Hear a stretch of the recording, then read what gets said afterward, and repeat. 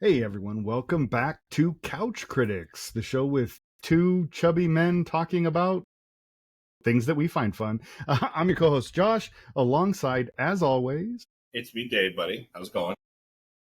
I'm doing pretty good. My weeks I've been pretty stressed. It's been 2 weeks since we've recorded, so we've had a lot going on.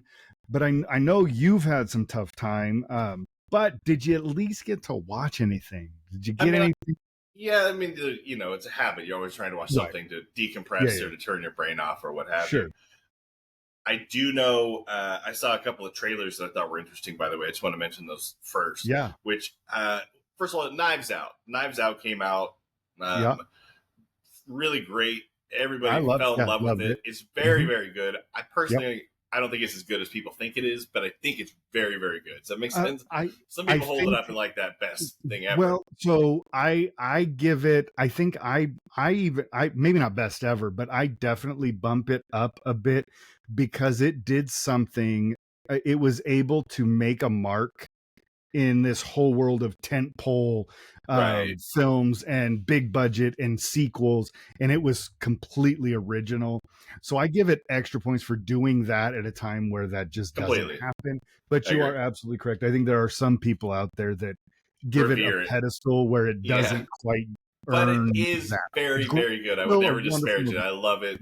Still, and And I still watch it. Yeah. sequel, what do you think of the Glass Glass Onion? Onion, it was fine. It was they introduced some things about Benoit Blanc that I liked about his personal life. I'm not always the guy that needs to know your backstory, but his little stuff, the Hugh Grant stuff, just tickled me. I thought it was really Right. funny. Right. I didn't love, and it was really not so much the story that bothered me. There was a lot of characters that I just didn't care for. Yeah, same. And I think it was a On little the convoluted. island. So, I think it was a little thrown together, forced Yes. together.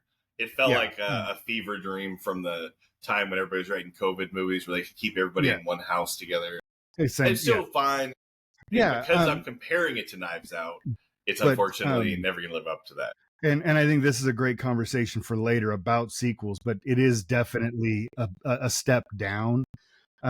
But it's not so much a step down that it ruins the original. But because there are sequels that are so bad that if you They watch tear them, down the whole they industry. change They tear down the whole studio and everything. This one isn't. This Over one the isn't top that. two, right? Hey, Kramer versus Kramer with Two. arm wrestling. Well, have you seen the trailer for the new one? There's a new sequel coming out. I know it's third. coming. I have not watched the trailer for it The yet. trailer looks good. Like it looks like they understand where they might have missed on the second one or the sequel or whatever you call it. And we are both big fans of just lost Ryan John. Yeah, Ryan, I know. I was going to Ryan. It's Ryan with an for sure. I. Ryan with an I. Ryan with an I. We are fans of his because I think it's Johnson, but I don't want to say that. Famously got to direct the lowest rated episode of Breaking Bad as well as the highest rated episode of Breaking Bad. Yeah, and it is Ryan Johnson. I think I actually naturally saw his directorial debut. I saw Brick. I loved Brick. Oh yeah, Brick with Joseph Gordon-Levitt. Really good movie. But Bricklayers. Is it a Mario Brothers movie? Brick? It's about Brooklyn. No, it's like a noir film set in a high school. Okay. Yeah, it's really it's good. It's good. I would recommend. It's no Star Wars: The Last Jedi. I know. Well, what is though? But what is? He got a lot of hate for that. He got a lot of hate. The trailer for that new Knives Out, I think, looks actually good. It looks like they understand true to form, and I only mention that because I'm kind of excited for it. But another one is, and this is more in your wheelhouse, is I think they're remaking Silent Night, Deadly Night. They are. I haven't watched the trailer, but I heard about it coming. I mean, it looks like a modern version of that, and I haven't seen nearly the amount of horror movies from any time period that you have, but I've seen the original, and I just thought that was just curious. I thought you would actually know. Yeah, I know it's coming. I haven't watched the trailer, partly because I'm not a huge fan of the Silent Night, Deadly Night movies. Right. I don't know when's the last time it's you offensive watched to Christ and Christmas, right? Like, no. I get it. Sure. Taking down but they Chris are Kringle. They are like they're mean-spirited movies. Right. And there's a difference. Like, you can be mean in a movie, but the whole movie just feels dirty. Like, they're just not for me. What was that one that just came out? I think it was called Silent Night also. Violent Night with David Harbour. Yeah. Where it's basically Die Hard with Santa Claus, right? That's what it is. He's hiding around the house. So I saw that, unfortunately, too. Not good, but fun. No, it's a very fun movie. No, it is 100%. That is complete popcorn movie. Yeah. I'm not going in hoping for anything other than, or Funyuns if you like Funyuns. But I'm with you. I do like Funyuns. Yeah, I love a good Funyun. It's funny how desensitized, I guess, to violence I mean, and mind you, I understand movie violence is not violence. Like, I don't play Grand Theft Auto and think like, hey, that'd be cool to go run over a hooker. You know what I mean? Like, that doesn't. I don't think money's I don't shake down hookers and drive into try to get the money to float above stores. them after I beat them up. But anyways, it just how much progressive visuals have changed in these horror movies. Going back from, like, let me put it this way: if Tarantino did Reservoir Dogs now, there would be an expectation to actually, like, be very gross and show the ear being cut off. Yeah. You know what I mean? Right. And I don't know. I don't think it ever needed it. But anyway, so these movies where you're right. Somebody throws a flagpole through somebody's chest and, like, it comes out and the flag's waving on the other side. Like, those kind of things, we're just used to it now. So to God Bless America playing on the radio. The only other trailer I wanted to really mention is because I kind of feel like I'm pretty excited about it. Yeah, is Roofman. That's Derek Cianfrance, right? Yes, that's Derek Cianfrance. Yeah. Yes. Which I'm a huge fan of, and it looks like a departure for him. Yeah, it's definitely a different looking. It's based on a true story. It looks like it looks, and as much as I don't want to, like, Channing Tatum is like the new Leonardo DiCaprio or whatever. Right. I don't want to like him, but I kind of do like him.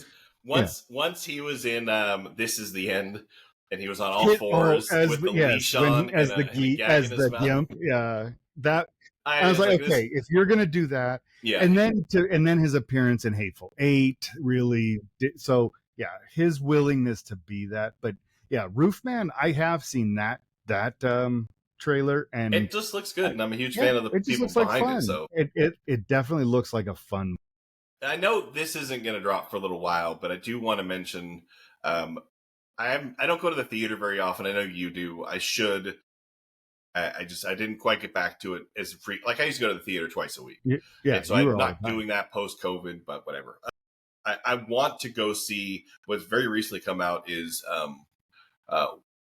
One More Battle. What is it called? One Battle After Another. One Battle After Another. I absolutely want to see it. It's getting great reviews. I'm not reading the reviews. I'm just seeing that this is a positive review versus a negative review. We've talked before. Patrick Tommaso, I think the kid's name. The guy's name. He does this. He does a lot of focus on cinematography.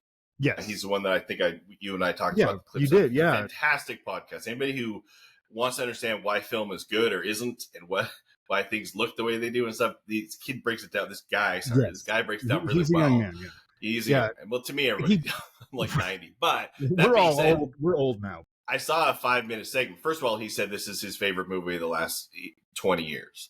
He said it's absolutely brilliant. He said it's one of the best shot things he's seen in so long that he realized how much he's been giving other things like Black Rabbit and these other movies or other shows, like, saying they're better than they are because his standard has gotten so much lower. Your standards are dropping until he sees this, which is phenomenal. I'm just excited to see it. Yeah, and everything I've seen trailer-wise, because I think I've seen 2 full trailers and like a teaser, and every bit of it makes me want to see it even more than the previous. And I love to see Sean Penn doing something like this. That is, he kind of fell off for a little while. I love Benicio del Toro. Leonardo has to be, like, I can't hate on him ever again. He's got to be one of the best actors of our generation because we're He's similar Robert De Niro. age. He's today's Robert De Niro, which is weird. Robert De Niro, Jack Nicholson, that he is for he's done our how many generation. movies with De Niro? Like how many movies is Leonardo? Like he's done a lot in a weird way, but I don't think it's intentional. But just he has all the way from This Boy's Life, one of his first movies. He does, and that's a great movie too. I wonder if some of his the way that he performs like that has come from watching at such a young age as an actor. Watching very formidable. So I remember I watched a clip, an interview with Leonardo, and this was actually just this last week or so because they're popping up everywhere with this movie coming out. Right. But he was talking about how roughly around 93 or so, when What's Eating Gilbert Grape came out, that he took a year off from making anything. Right. And all he did, because he was about 18, I think he was 18 in 93 when he made What's Eating Gilbert Grape. He took a year off after that movie and immersed himself, much like what you and Mel/Amy are doing now. He gave himself a film history lesson. Right. He sat at home and watched every movie he could get his hands on for a year before he came back and started acting again. And that, to me, that's a different kind of dedication. Yeah, you want to see. He's leading in a out there player in this art form, right? And it's important that he does know. It's unfortunate when you see it. As jealous as I am, I would love to take a year off and immerse myself in gaining knowledge. But no, but in a world where I think knowledge is undervalued, and I don't mean our world. I'm not getting political with this. I mean in a world like entertainment, where knowledge of what the way somebody else performed a role, I think that's undervalued. We don't, as viewers, really think about it that way all the time. And the fact that at such a young age, 17, 18, 19, whatever he was, he recognized that the only way he was going to get better is if he took a step back and consumed as much of the content as he could before taking that step forward. It's absolutely, it's studying. And I think that was a fantastic little tidbit that even changes my view of him just even that little bit more. He did that movie Celebrity. He popped up in, I think, in that year that he took off, which is in itself kind of funny because it's probably because he was delving into a different version of the industry than he had been in before. Absolutely. I mean, I don't know. I just think it's unfortunate when you see, especially a filmmaker, director, writer, something else who isn't as familiar with movies that I think are important, but then again, my opinion doesn't matter that much. But it's even more when movies that everybody should know or should have a comprehension of and stuff like that, and then a performer or something has no clue. It just seems like you're not understanding or caring about the craft. But again, it's just a job to them. It perform these. Some of these. A lot of actors will say, "I don't watch my own movies. I don't want to watch TV," and that's okay too. And that's fine. I mean, we all do. Like, I don't go to another school to look how other people teach kids. You don't?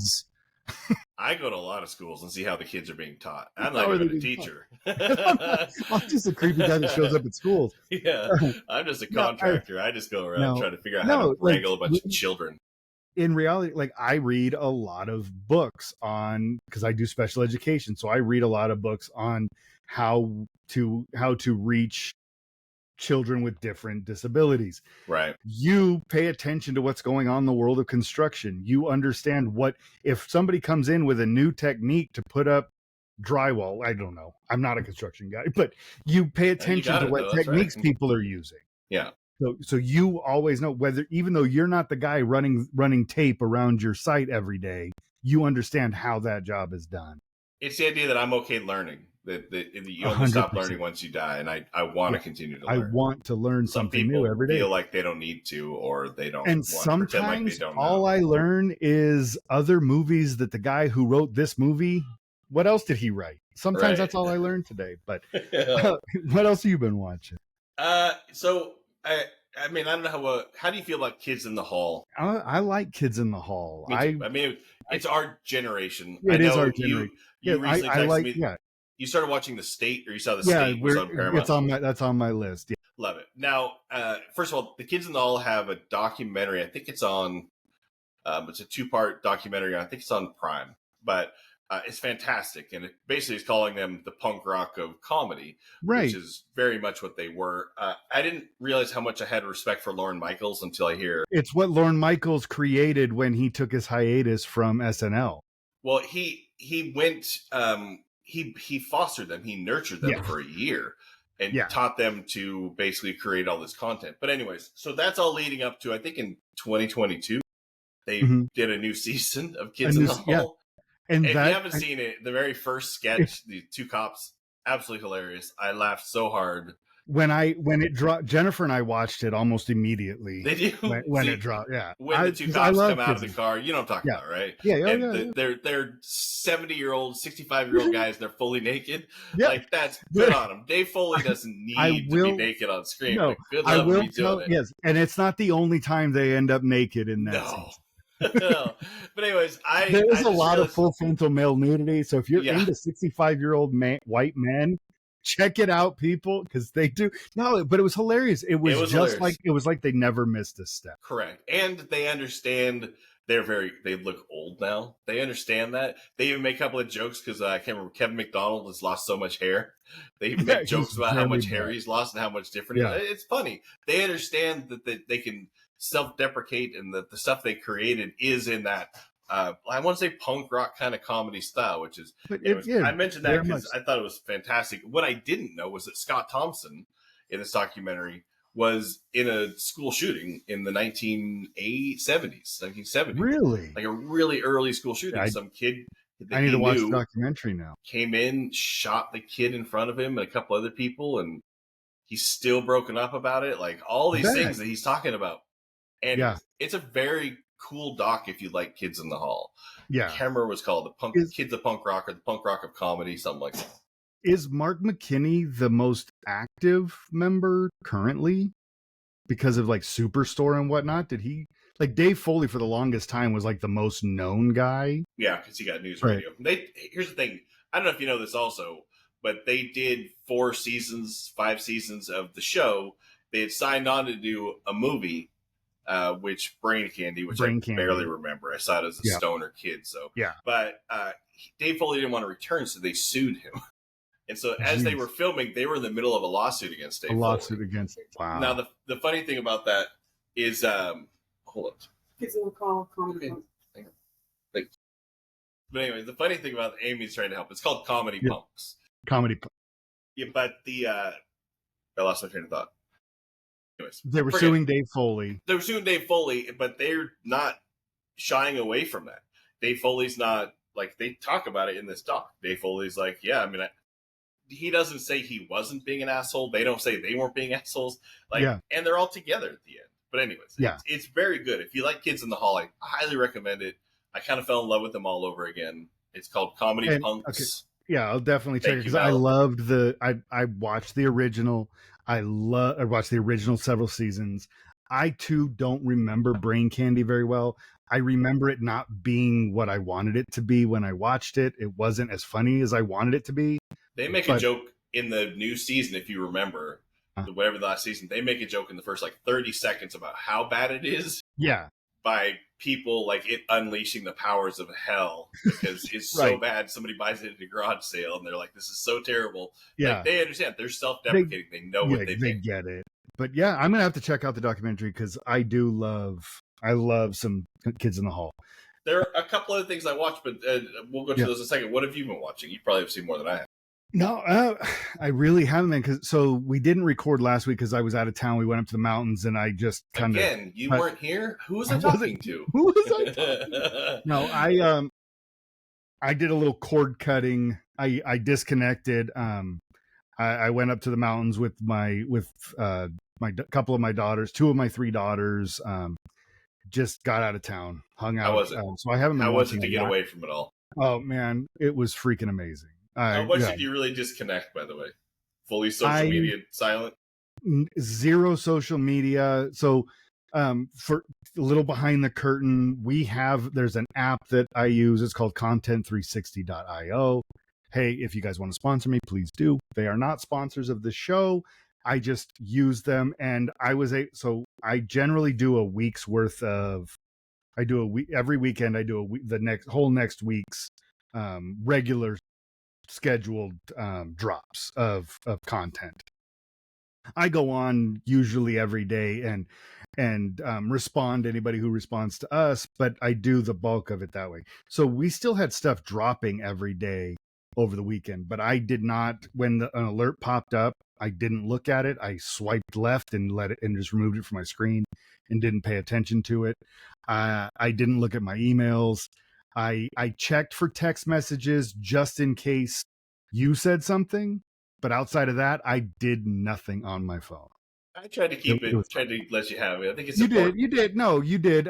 But I really was like, the only thing I think I did with my phone is I texted you and I texted my mother a picture of the fire that first night. Oh yeah. It was just I wanted to share. Then I just kept screenshotting Twitter and sending it to you, forcing it down your throat. No, I just wanted to share a little bit of my piece with you. But that being said, I have not watched a lot. I watched you mentioned I did watch the first 3 episodes. I'll continue watching whatever 4 seasons, but The State, because it's out on so good. Paramount Plus now. Those guys were the new version of the Kids in the Hall. They were the new comedy punk rock. Yes, and they did the men dressing as women, even though they had what's her name, Carrie Kinney in there. So they had Carrie Kinney. What I didn't realize is that Carrie Kinney, what I had forgotten, Carrie Kinney, Lennon, Thomas Lennon, and Robert Ben Garant, the creators of Reno 911, got their start with The State. Oh yeah, and I had totally lost that. The whole offshoot of comedy, that whole side of comedy. Yeah, with I lost it, and I'll blame it on Tommy Boy malted hops and bong resin, because I was a late teenager when all this was going on, late teenager, early 20-year-old, so I was indulging a little more. But yeah, it right out of the gate, it's, if you don't know The State, it was they were a comedy troupe that was called The State, right? It's Michael Ian Black, Ken Marino, Thomas Lennon, Carrie Kenny, Joe Luchulio, so many people. But almost all of them are still out there doing stuff. There's only, I think, one or two people throughout the entire. It was a show. MTV gave a sketch comedy show a chance, which they had tried before, like with the Ben Stiller show, but it didn't quite work. But anyways, which is really a shame. But they gave these kids. This was 95. The pilot was filmed in 93, but it hit the airwaves in 94. I remember that the reason this matters so much to me is it was a pivotal moment. I was in high school, and it was one of those shows that I realized, oh, this is for me. Like this is for me. Yes. This is not Saturday Night Live. This is nothing else. It influenced my comedy styling so much, absolutely. And so I revere it in its silliness, and it's fun. And one thing that I really loved about it is Paramount, because I think Paramount had already purchased MTV, but the studio players, the producers, really wanted them to turn some of their funnier bits into recurring sketches. And they were anti-recurring sketches. They wanted every episode to be 100% new material. So when they did do it, when they finally gave in, it was the character ridiculous. That comes back, and it's just him complaining about how ridiculous his catchphrase is and regretting the fact that it caught on. Yeah. Like, they were so again, and I love that the idea that, like it or not, they were mocking the system that was paying them, give them notes. Yeah. Yes, Ken Marino with his whole catchphrase is, "I want to dip my balls in it." So no matter what, every time he would come into a room or something, people try to get him to say, "I want to dip my balls in it." Yeah. Or the other one, the Doug character, who's Doug's and dads don't mix, and Doug's whatever, just phenomenal. But they were $140 worth of pudding. Yeah, they were the worst catchphrases, but they knew that. and that but was so funny. somehow, They're poking in the eye. Yeah, and but somehow some of them started to catch on, and they made a joke out of the stupidity of the joke. Like, yeah, that ended I up definitely becoming recommend it. Yeah. I think it's still really funny. One of the very first sketches is Carrie Kinney and Joe Lo Truglio playing teenagers in Carrie Kinney's parents' house in the basement, and they're ostensibly having sex on the couch. But then there's these three characters in baby blue, three in pink, like almost like Blue Man rubber suits, running around, and how when Joe Lo Truglio finishes the deed, all of the male characters fall down and fall asleep, and the women are like still waiting for more. Come on, and it's like, yeah, this didn't work. You're gonna have to go home. Yeah. It's ridiculous. It's absolutely hilarious. But yeah, it's out there. I absolutely recommend going and checking it out, especially if you want to see where things like Reno 911, Wet Hot American Summer, where a lot of the brains behind those things got their real start. It came before UCB, it came before Stella, it came before all these other things like that, which were The Whitest all Kids building You Know. Yeah, all those things were built, and the state was a pivotal bit of that. Yes. And Kids in the Hall is a pivotal bit off of before that. The state, you can absolutely see a growth from, like, a takeoff from the Kids in the Hall stuff. There's it has that quote unquote punk rock edge, right? Right. It has that thing. I think it was this was when studios or networks or whatever were giving younger people the opportunity to do a sketch show, because they tried. Saturday Night Live was successful. They tried a bunch of other sketch Fridays and SCTV and stuff like that. Some were great, some were not, but they kept doing it with the same, like, let's find some old Hollywood veterans. Let's find some old comedy veterans and their bells and whistles and bring them in and have them write some stuff for the youngins. Right. You know what I mean? Yeah, with the youngins. Yeah. Yeah, it just doesn't work. The other thing I do want to mention, I'm in a Pink Panther thing, which I just recently started. If you don't know, the first Pink Panther movie was actually starring David Niven, just 1963. Early Blake Edwards. If you don't know Blake Edwards, he's also pivotal to comedy, especially modern comedy.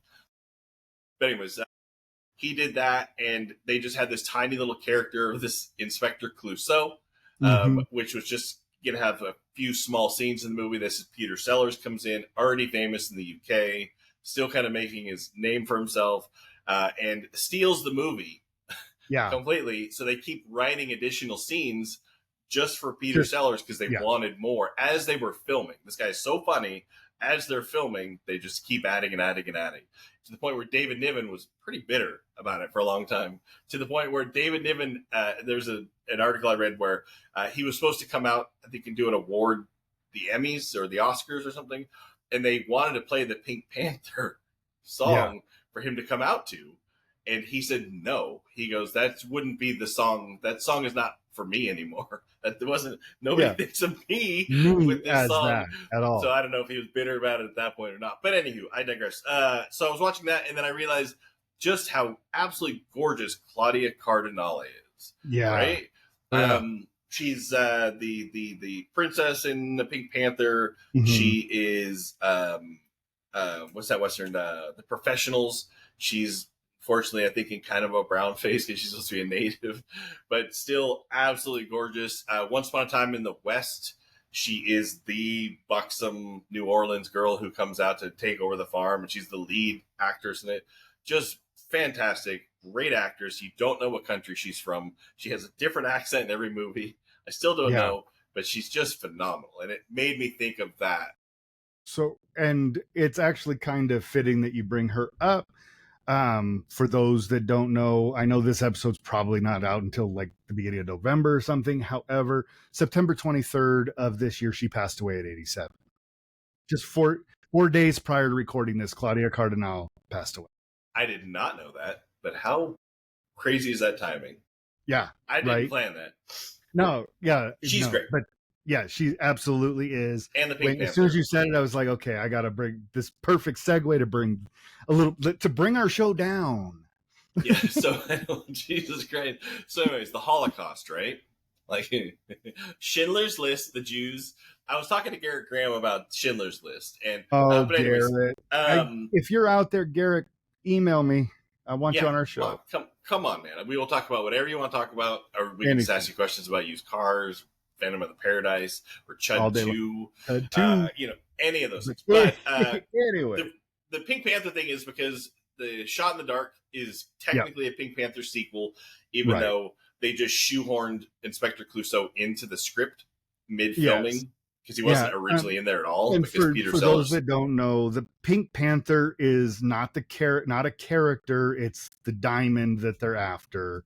And then the Pink Panther movies just kind of became Inspector Clouseau movies, similar to the Thin Man movies. Those were the Thin Man was actually the dead person in the first movie, not William Powell, but they kind of became or Myrna Loy or their dog, or Asta. Anyway, those kind of. Sorry, we got really old for a second. The only other thing I want to watch that I wanted to mention, I think I've mentioned this before, and this fits into something we were talking about before, but I never watched the Leprechaun movie when it came out. I was kind of at a point where those kind of movies weren't drawing me, but I digress. So Amy, my wife says I say I digress too much, so I digress about that. But it was on Svengoolie, and I think I mentioned I had started it 2 weeks ago, 3 weeks ago. Well, I finished it last night, so I watched the last hour of it or something. It is. It's. I mean, I guess I understand that they were. I don't know the mindset in '93. Were they going for cheesy and schlocky? Was that? I think campy was the thing. Okay, that's what they were. Because I think it was the thing. The jokes, the little Freddy Kruegerism things, where he's like, "Here, keys," or whatever. The kid, the side actors, the non-Warwick Davis, Jennifer Aniston characters are all over the top goofy in their relationships don't make sense. There's a lot of silliness going on. Specifically, the actual Leprechaun itself by Warwick Davis is very silly. Now, I say all of that because there's so many plot holes, so many issues, everything else we could go into. But Jennifer Aniston at one point is carrying a gun in the movie. Like, somehow she has a shotgun. She's going to go chasing the Leprechaun. She's going to chase a Leprechaun. And I realized, I don't think have I ever seen Jennifer Aniston in any of the myriad of movies that she's done with a gun? No, I mean, she didn't even want to wear flair in Office. I'm just trying to think, like, is that the only time in her whole career she got, because every beautiful actress had a gun shoved at them at some point, like play a spy or something. Yeah, it is one. I don't think she did. Had she played a spy, maybe her and Brad Pitt would still be married. Yeah, Mr. and Mrs. Smith, the first. Yeah, Mr. No, you're 100% right. I do not think I can think of. It looks so out of place to see her holding a shotgun up to her head, like some 90s action star. Yeah. But so anyway, so that was just jarring to me. Like the same deal. She's never been to McDonald's since Smacking Me, right? Not like at least. I mean, she was barely there for that one. She just heard they were filming, so she showed up. But Telly Savalas dropped her off. I mentioned Leprechaun because I did finally finish watching it. I wouldn't watch it again. I'm guessing there's sequels. I'm guessing they're not better. No, no. Unless you're talking Leprechaun in the Hood or Leprechaun Back to the Hood. Okay. But the best has to be Leprechaun in Space. What? No, they're all terrible. Yeah, those are all real movies. I didn't make a single one of those. Leprechaun in Space? This is like space. Oh yeah, he goes to space. Moonraker meets Leprechaun? Yes, 100%. This Moonraker was so good. They don't get better. Okay. The first Leprechaun, I would categorize it as a fine movie. I'd take it or leave it, but it doesn't get better. I think the comment I made when we talked about it previously was I didn't realize this was made in '93. I feel like this would have been made in the late '80s, because if it was made in 1986, it seems like it would have fit. Like this was how bad movies were in '86, but not '93. Again, Gerrit Graham comes up a lot, but it's very much that Bud the Chud 2 kind of vibe. It's not a good movie. It was quick. It was a quick turnaround kind of thing. Jennifer Aniston was not a name when it came out, so this was a bunch of nobodies. Nobodies. That's a There's the guy from Pee-wee's Big Adventure. There is the guy who What is it, who may or may not have stole Pee-wee's bike. I'll let you I think decide. he stole it. I'm pretty sure I think he stole it. I think he did it. But anyways, I only What's mentioned wrong that with because this picture? It's just me without my bike. That's a way better movie. It is. It's a much. I don't think any of these are a great transition, but we did just. Is there anything else you watched or? Yeah. So real quick, just real fast, I watched two kind of pulpy movies from one from 1958 called Queen of Outer Space. It's only real. It's totally campy, cheap sets. They reuse sets from other movies. Everything was reused, but it has Zsa Zsa Gabor as the Queen of Outer Space. Which Gabor slapped the cop? Was that Zsa Eva? This Zsa Zsa did that. Eva is famous for Green Acres. This is Zsa Zsa, the cop slapper. No, but the thing with this movie is the story was written by, not the screenplay, but the story was written by Ben Hecht. Ben Hecht is super famous. He wrote the front page. He wrote the original Scarface. Yeah, he wrote with MacArthur. Yeah, but he did all that. He also won the very first Academy Award for screenplay in 1927 for a gangster flick that he wrote in 1927. The name is escaping me right this second, but that's really why but the movie is very much, it's like Battle of the Sexes, but in space. This mission from the US, from Earth, lands on Venus, and when it gets to Venus, they find this this world completely populated by women. It's basically the whole movie. Thank you so much, TCM, for that one. It just happened to be on, so I watched it. And then I watched this other movie. So back in, I want to say 1932, James Whale did a movie called The Old Dark House. It's this eerie gothic horror movie about weary travelers in a rainstorm end up in this old dark house. It's really good. It's very atmospheric and creepy. Well, fast forward 30-ish years, 63, William Castle, who we've mentioned on this show numerous times because he did things like The Shocker and where he did gimmicks. Well, in 1963, he directed a remake of The Old Dark House, but much more campy and comedic, oddball, corny humor, starring a really young Tom Poston. Tom Poston played alcohol bones connected to the cigarette the booze bone is connected to the smoke bone. Thank you. That's from Cold Turkey. But he's like a mild-mannered American car salesman. I'm sorry, I don't mean to interrupt you. I really don't. Yeah, what's your shirt? Is that an Elephant Man shirt? Oh, yes, Elephant Man, a David Lynch film. This shirt, that's awesome. Yeah, so one of our friends at the name of the company, it's on Etsy.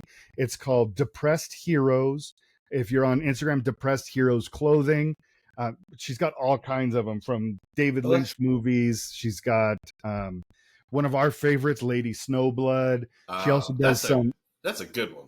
Yeah, that's a really good one to have a shirt with it or something. I would love that's on my list to probably pick up. Me too. I want one. This shirt is courtesy her. But what was it called? Depressed Heroes on Depressed Etsy. Heroes on Etsy. Depressed Heroes Clothing on Instagram.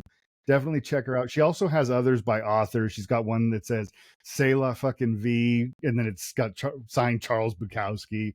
So it's definitely she's in our wheelhouse. She's one of us. She's definitely one of us. Yeah, I'm sorry, I didn't mean to interrupt you. Tom Poston, Booze Bone, Cigarette Bone, Booze Bone. It's just he is delivering a car to this rich guy who just wants an American car. So he's delivering this car. He has him deliver it to his family mansion that just turns out to be kind of a quote unquote haunted house, but it's all very slapsticky and funny. It was good. I enjoyed it.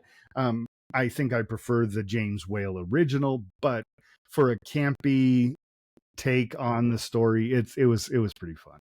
Should have mentioned it in the remakes and reboots episode we did. Well, had I watched it, Let's go back in I time. literally just watched. That's the movie I watched last night. Got it.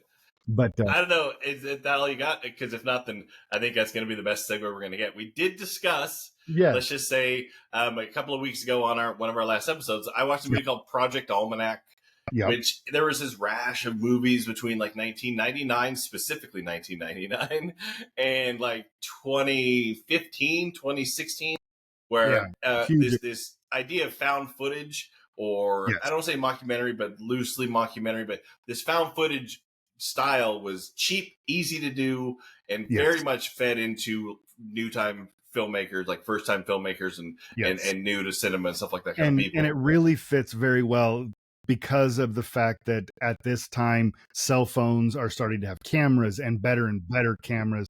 So it's just that whole idea that anybody could be filming and creating something at any time. So there's that aspect to it as well. You could cover bad lighting. You could cover shaky camera moves. You could cover bad editing, bad whip pans. You can cover that by saying, well, it's not it's this kid shooting on his camcorder, on his phone, you know, or whatever it is. And so that's why it looks like this is supposed to, you know, the, what's that movie? Oh Christ, the Star Wars guy, the J.J. Abrams. Someone he did. Straight 8? Not Straight 8. No. What's it called? Straight 8. Yes, but you're right. Super 8. Super 8, not Straight 8. That's an all gay porn movie. But Super 8, wasn't that basically these? Anyways, forget it. It is that kind of thing. But I saw Project Almanac and I realized it's not my favorite type of film, but there were a lot of them. And it seemed like so many were horror because I think it fits into there so well. But I think we discussed having a discussion about it, so let's discuss it. Let's discuss the discussion about discussing it. Let's discuss the discussion. So I started by doing a little bit of research on it, just trying to figure out where it's. You did some research first? No way. Still waiting on my bio here, my friend. But anyway, I'll. You know what? It's gonna have to come soon. It's gonna have to come soon. No, but I was trying to look back and see where it began. There were some early films that I've never seen either of these, but there's in 1961 a movie called The Connection, and in 1965 The War Game. Those movies toyed with the documentary style and as an allusion to authenticity, but they weren't really found footage. The first found footage movie that I could trace back to Cannibal Holocaust, you think? Yeah, it was Ruggiero Deodata's Cannibal Holocaust from 1980, because it is 100% these people set out to make a documentary. They end up dead and their footage is found and brought to light. It's the definition of the found footage formula. 100%. That's where the name comes from. Some people say that Legend of Boggy Creek that came out a few years prior, but to me, that is more of a straight documentary. I've never even heard of that. What is this movie? Legend of Boggy Creek. It's a semi-documentary horror film. It's PG rated, but it's a film about a Bigfoot creature. You know it's good horror. Yeah, great horror. But it's a film about a Bigfoot-like creature haunting rural Arkansas. Is Legend of Boggy Creek. It's staged interviews and eyewitness reenactments. So they do it in a very newscasty style, but I don't think that it kind of foreshadows what would become found footage, but it's not quite found footage. Right. Whereas Cannibal Holocaust is 100%. That is what it is. The epitome of this style. This would have been a documentary forever. Yes, this would have been a documentary had they not been murdered, and we went and recovered the footage. Yeah. Famously, I didn't think about that one at first. By the way, the very first one I came to, which is, I'm sure, very wrong, is the Blair Witch. Because that's the first one in my mind that I think of, and that's 99. From 1980 until that movie, there's just a couple of, like, there was UFO abduction in 1989. And that's the only other one I could really find. Though, right? Leprechaun's found footage, but it's a real documentary, though. Leprechaun and Chud 2, Bud the Chud are real. Those are the Gerrit Graham story. I think is what they were going for. It's the legend of Gerrit Graham. The legend of Gerrit Graham. That was his real life story. It was about him growing up in the sewers of New York City. But no, other than this random alien abduction movie, which is a very micro budget, straight to VHS kind of thing, that initially was really only like their whole, Blair Witch did the original viral marketing campaign, right? They used the internet. This UFO abduction got popular through tape trading things in the back of magazines. And it's the only way you could get it initially. So it built up this weird following because people thought it was a real recording production. They did that earlier, and that was 1989. But then there's nothing between that and Blair Witch. That's the one that really set us to where we are. Yeah, and I think Blair Witch is the one that literally, as you just said, kicked off all of these young filmmakers to try to co-opt that style and that technique and to do it that way. Now, in that, the Blair Witch was different than everything else. I think very misunderstood when it came out. Yes. I wasn't so savvy that I knew everything on the internet. I just heard that they had been advertising it as a real story, but I didn't go on chat rooms or whatever. So I didn't know, but I heard people saying that, and I thought that was clever even in '99. Right. Very much the style of it and everything else came out, and then I think people didn't understand what they were seeing. Yes. But 10 years later, something they start to progress and things pick up. But like, I don't know what year Super 8 or Straight 8 came out. Straight 8. You know what? Super 8 didn't actually even make my list, so I couldn't tell you. But it didn't make mine either, to be honest with you. I didn't think of it until we just started this conversation. No, but the next one that popped into my head following Blair Witch, I think we actually saw in the theater together, was Paranormal Activity. Yeah. In 2007. Yeah. And again, the whole pull of the found footage movement as far as a filmmaker is concerned, Paranormal Activity made upwards of $100 million. Insane. And it was shot for $15,000. Yeah. Which I don't even know how I don't know how he said. Is that what he paid for his house payment? Because I don't know where that $15,000 went. Because it's not on the screen. Like, it's not Final Cut Pro is not that expensive. I know how he did all that. Like the baby powder that they sprinkled to try to watch the footsteps. The Ouija board. He's not P Diddy. He's not using that much baby powder and baby oil. No, he's not. But he's not. Anyways, it's probably just for his tax records. He's like, I spent $15,000. Yeah. But anyways, that one it's great, and that was also a little genre bending. Because so much of it was done, wasn't even like Blair Witch is taking cameras, moving them around with people holding them. Yeah. This was stationary. Static cameras to try to catch something in the night. Which is, it's also clever. Like, I give them all the credit in the world. The brilliant idea. Brilliant ideas come through, even if they're bad. Or even if they don't produce the best results, they still come through as a great idea. They still come through, yeah. And there's one that you mentioned off air that came out that same year. The Spanish language film Record, right? And that's like, what is it? There's a TV reporter, her cameraman. TV reporter. They find themselves trapped in this apartment building during a viral outbreak. The gist, and I didn't really know what I was watching exactly at the time. Genre horror is not always my genre and those kind of things, but I'll watch anything. Anything is good. Yeah. Like, I think there's an outbreak of a disease or a murder or something that's drawn in this building. And so this reporter goes with their cameraman to get the story, get the scoop, like Lois Lane. And then once inside, they realize there's some contamination in the building. And so the government seals the building up and they're trapped inside, zombies, all these things. It's actually really creepy, really good. Yes, very well. They made a bunch of sequels. I didn't see any of them, but I did like the I've first not one. seen a single sequel. As I mentioned to you before off air, though, I thought forever that this was VHS. I always said, I was like, oh, I saw the first VHS movie. Yeah. But it's not at all. No, so I've never seen a VHS movie. But anyway, to see the first Record, I was just confused. They're both things that say on the VHS player. Yes, one they says are. VHS, 100%. one says Record. I also saw Stop and I saw Fast Forward, or just the three triangles. Yeah, slow motion. But anyway, yeah. And I think I saw some made for Disney movie called Rewind. Right, and Rewatch, exactly. But anyways, outside of the horror genre, there are some that I did like, and one that I want to mention because I liked it.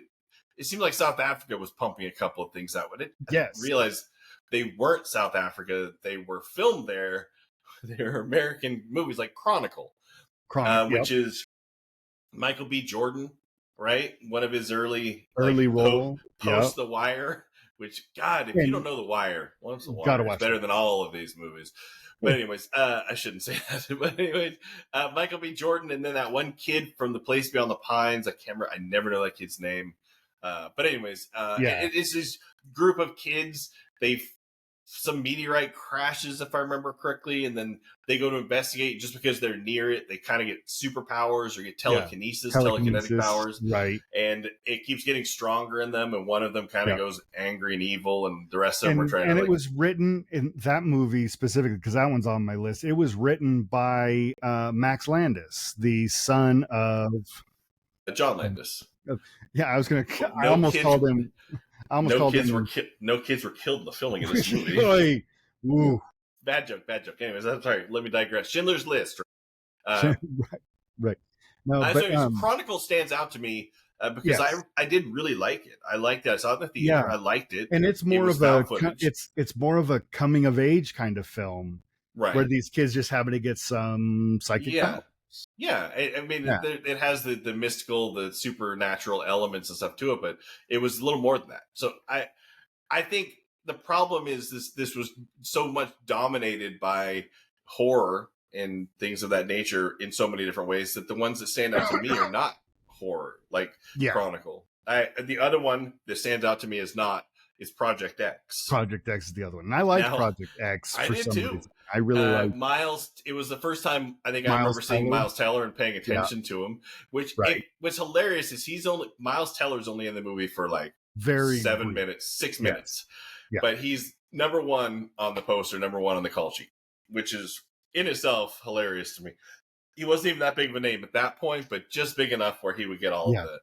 And it was just great because Project X is very much like the raunchy comedy version of the found footage genre. It's just because who in our day would have been a little VHS handy cam but show up at a party, the creepy kid doing that. Kid filming it. But the really shitty thing, I wish I was that kid. Right.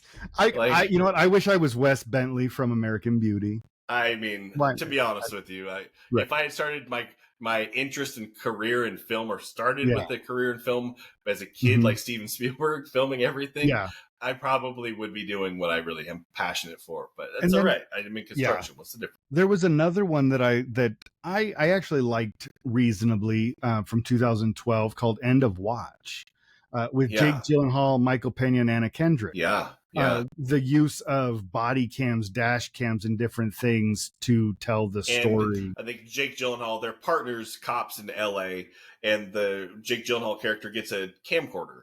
Right? He's like, hey, I got this new camcorder. So he's filming stuff. And so you have that in addition to the body cam and everything else. Body cam, doing all of those different things. I saw that, I think, in the theater also. I liked it a lot. I thought it was really good. I really enjoyed that one. I can tell you this.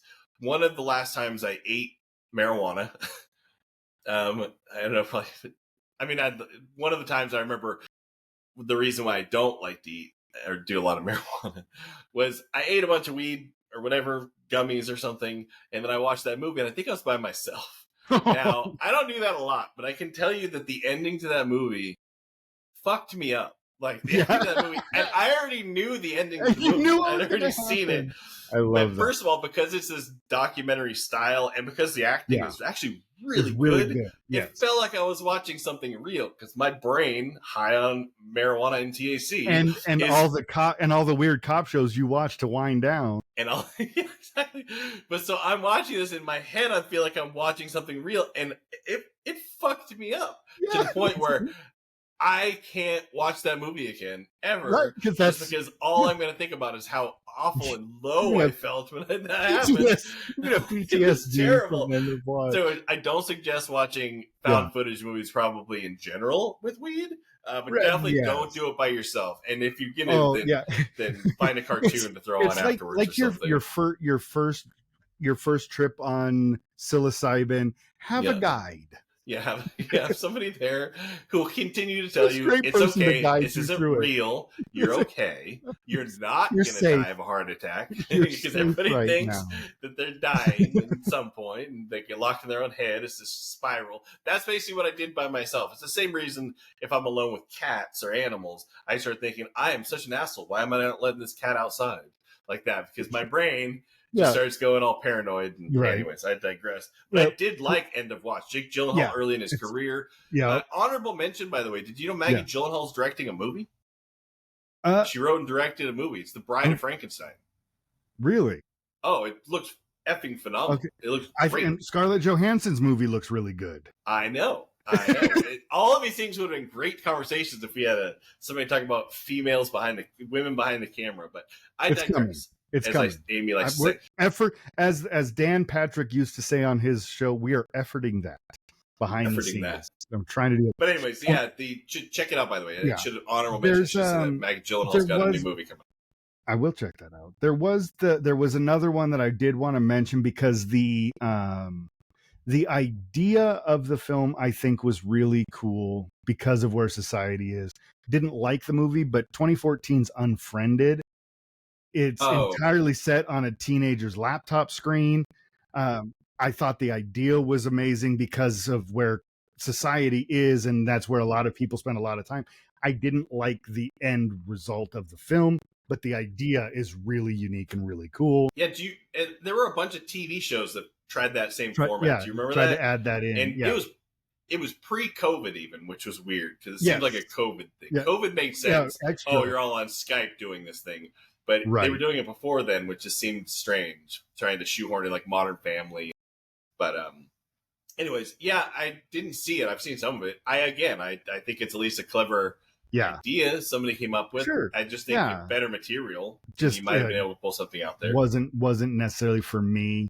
I'm sorry to interrupt you. It's kind of the problem with like Here, right? Which that Tom Hanks with the static camera and everything changes in front of it. And sure, you can probably write some really great emotional moments in there, but you can't really make people believe that everything is happening just happens to be in that room. That's when the suspension of disbelief goes away. You're not like, oh my God, this is also where Al Capone was killed? Yeah. That's crazy. What a weird coincidence. There was this one that I found in my research that I have not seen, but I want to see now. It's from 2012. Right in the heart of all of this happening, and it's called The Bay. Excuse me. It was co-written and directed by Barry Levinson. Oh, okay. I love Barry Levinson. I never heard of this movie. The synopsis that I found online says a small Maryland town is devastated by a parasitic outbreak, told through news reports, cam footage, emergency calls, environmental horror mixed with found footage realism. I was like, okay, why didn't I ever hear of that movie? So definitely want to check that one out. Yeah, how do I not know anything about that movie? Yeah, that's what I was saying. I was like, really? Even just Barry Levinson would have drawn me to have some interest to see the trailer. 100%. Yeah, that's strange. Let me ask you this question. There's a movie, speaking of, did you see The Visit? I don't think I did. What's his name? Come on. Something of a ding dong. What's his name? Oh, M. Night Shyamalan. No, M. Night Shyamalan of a ding dong. Yeah, I didn't end up watching it. Okay, I like it. I like I remember everything I heard about it was that it was a return to form. You haven't seen it. You know what it's about. Yeah, kids going a couple of kids going to visit their grandparents, told not to leave their room after dark or whatever, something like that. Yeah, I'm familiar with the idea, but I have not. I would actually tell you should check it out. It's pretty good. It's better than a lot of his movies. Just being open, I bought it digitally. I own it on Amazon, but then I ended up really own and didn't watch it. As you pointed out to me, we don't own anything on Amazon anymore.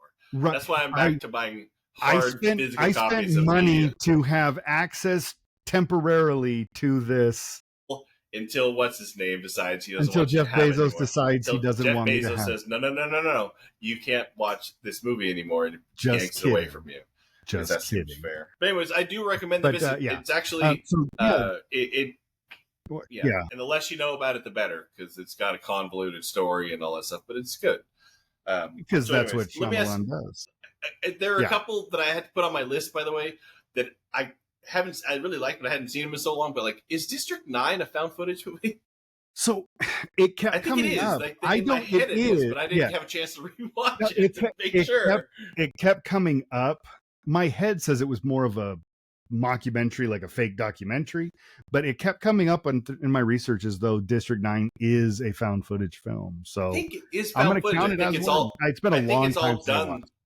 through like point of view cameras. Yeah. I think it's all done through like there are news reports if I remember correctly, but I didn't get a chance to Mhm. rewatch it. But I definitely Mhm. like District 9. By the way, Yeah. if I didn't like watching the end of Watch High, I probably shouldn't watch the end of District 9 High. Because they Probably. both No, don't end on a very high note. Not trying to is like spoil I it said, any for anybody. But Yeah. did you see Chappie, which was kind of like it was I not a follow up, but still Blomkamp.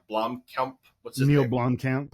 Neil Blomkamp. I have Sound not like seen a car. that, Sound like no. a car stereo maker. Yeah. Chappie is the same thing. It's fine. It's fun. It's Yeah. it feels very much like they were trying to make a sequel with having nothing to do with the original because it's not. But just in that same vein. But those are both in my mind found footage. But again, I got to rewatch it to make sure there's not any like real cinematography elements to it.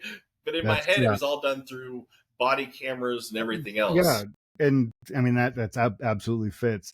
There was a horror movie that I would actually recommend to even non-horror fans called Creep from 2014 with Mark Duplass. Okay. Mark Duplass acts in it. He didn't write or direct it. Mark and his brother Jay are It would be better. It'd be better if he had written and directed it. Probably it would. The Duplass brothers are brilliant. The Duplass brothers are very well known for what is called the mumblecore subgenre. A little more wordy, a little bit slower moving, but just absolutely brilliant, heartbreaking kind of dramas and comedies and things. They did what is it, Decathlon or I think something like that. They've done just some great things. But Creep is so Mark Duplass plays a guy who leaves an ad to get a videographer. He wants somebody to come and videotape his habits or whatever, his day-to-day life or whatever. And he's a creep. Like he is the titular character. Really well done, very easy to watch. It's not overly disturbing the way a lot of horror movies can do. It doesn't lean into any overt violence and things like that. It's more psychological horror, dealing with somebody who's maybe going crazy. I highly recommend Creep. But outside of that, you mentioned the VHS movies. I've only seen two of, which was VHS and then VHS 99. Shout out for our previous episode with Spider Dabrowski. I watched it because our actress friend was in that, and who I'm a jerk. I just lost her name, but me too. Jesus, she's a friend of the show. Come on, man, you're killing me. Let me ask you this question: what about What We Do in the Shadows? Is that mockumentary? It's not the same thing. It's not found. It's not. It's just footage. I guess it's not found footage. It's footage. I will say it counts because we just need to shout that movie out and that TV show out as much as you can because it is freaking hilarious. And her name is Isabel Hahn. Isabel Hahn. I was trying to buy you a little time. She is so fantastic, such a great actress, such a great person to talk to. She was a guest on the show. She's a friend of the show. Friend of the show.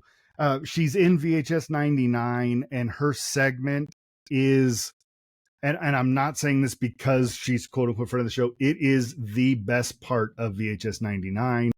It's essentially a sorority hazing gone bad. It's wonderful segment.